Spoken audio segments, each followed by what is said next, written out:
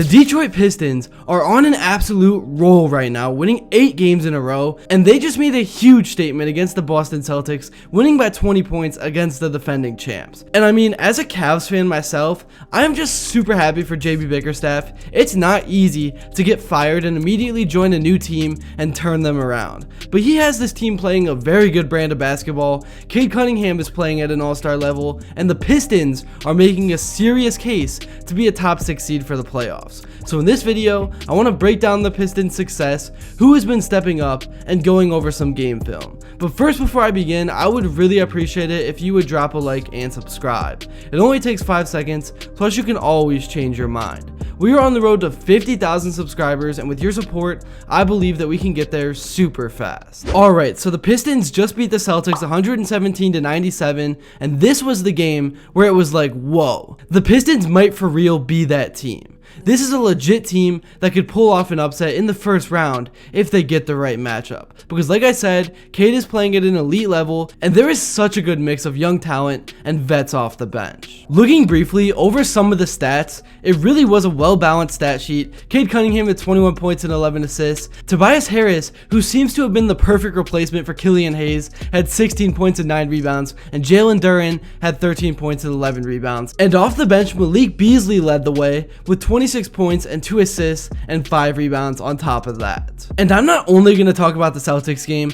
because I know the Pistons have done so much over the last week or so. So starting off with the game film, I know a lot about JB Bickerstaff's schemes because I watched them for over 2 years in Cleveland, and it involves a lot of screens. The offense can be kind of slow at times, but honestly, it seems like this team is more built for the schemes than the undersized backcourt of Garland and Mitchell. So here, Cade goes around the screen, stays patient, and once it was time and he had enough space to, he drove in and got the easy floater, and he has been so good at this all season long. And this right here from Malik Beasley was insane. Taking shots like this shows the pure confidence that everyone is playing with. Beasley has always had this in his bag, but in the first quarter is wild. One thing that the Pistons really took advantage of in this game was getting steals and scoring out in transition. And I love the simplicity of this offense at times because the ball moves, the offense can be fast, but at the same time, it isn't too much. And a lot of this offense is so smooth because of the evolution of Cade's game. Here he ditches the screen and drives in, and then he dishes it off to Stewart for the easy dunk. So many of the other players on this team are really starting to benefit from what Cade has been doing. And then this play just baffled me, because what was this defensive effort from Boston? I know Marcus Sasser is not like a dead-eye three-point shooter like Curry or anything, but this is the freaking NBA, and this is not the same old Pistons. This team is going to beat you every time you try to disrespect them like this. And Cade also is becoming a quick passer off the pick and roll. The bounce pass is lethal, and it has been creating easy layups inside. And Cade also has been able to shoot at a much higher percentage too, at least at a higher rate in terms of like shots being put up. And Tobias Harris taking over the ball handling duties from time to time has done wonders for the offense. Here as we see, the defense all helped with Harris turning the corner. 3 whole guys collapsed on him actually, and Cade was ready to step up and knock down the 3. Once again, not even sure why I'm showing this, but Cade Cunningham was getting the superstar treatment, I guess, because I'm not sure at all why Horford was on the opposite side of the court as Harris, and Harris was ready to knock down the 3. I mean, this type of lapse barely even happens at a high school level, but the Pistons are confusing defenses so much into this type of stuff. Nah, I'm just joking, but seriously, man, over and over again, this offense is making opponents do weird things. Even teams like the Celtics, who are one of the top betting odd favorites to win a championship once again. It really has just been a collective group effort of dominance from the Pistons, and they love to mix things up. They play fast at times, and they slow down and collect themselves at times. And I think JB Bickerstaff really learned from some of his failures in the playoffs in Cleveland and made adjustments to his coaching style. He definitely still runs some of the same stuff, but I've noticed that a lot of the tendencies that I couldn't stand in Cleveland are gone. Players don't stand around waiting to start the offense until under 8 seconds left on the shot clock, and when guys are open, they are ready to let it fly.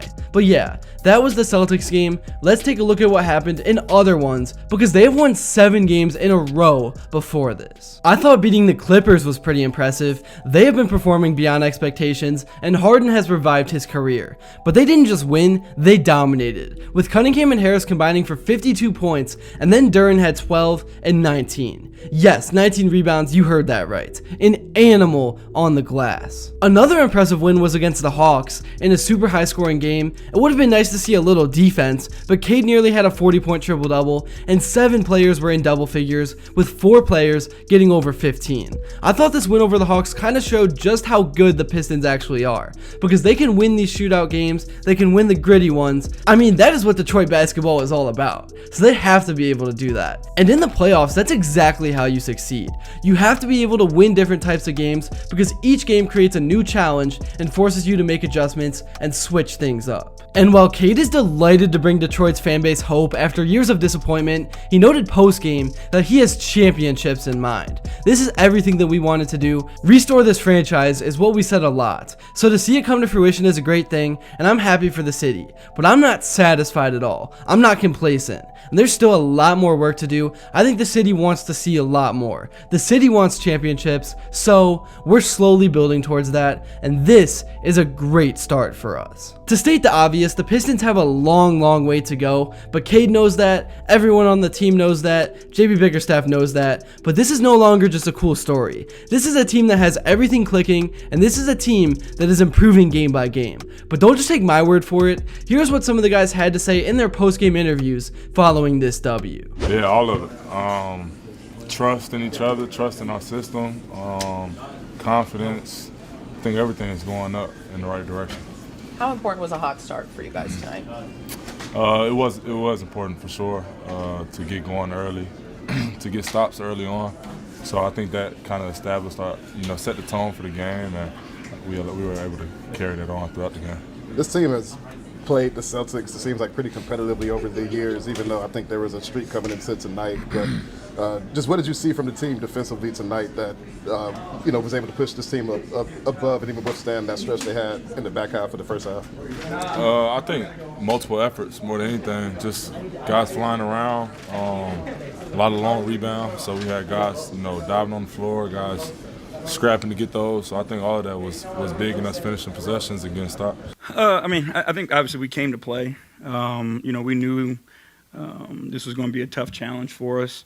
But again, we're just focused on the process of it all, right? We're, not looking past tonight, or what we've done in the past. The only thing that we're focusing on is every single night trying to be the best versions of ourselves. And tonight, I think we're pretty close. That's really all I got for this video. Thank you all so much if you made it to this point. And if you enjoyed and haven't yet, please be sure to drop a like and subscribe, because your support truly does mean the world. And also, let me know what you'd like to see next. And until then, I will see you all later.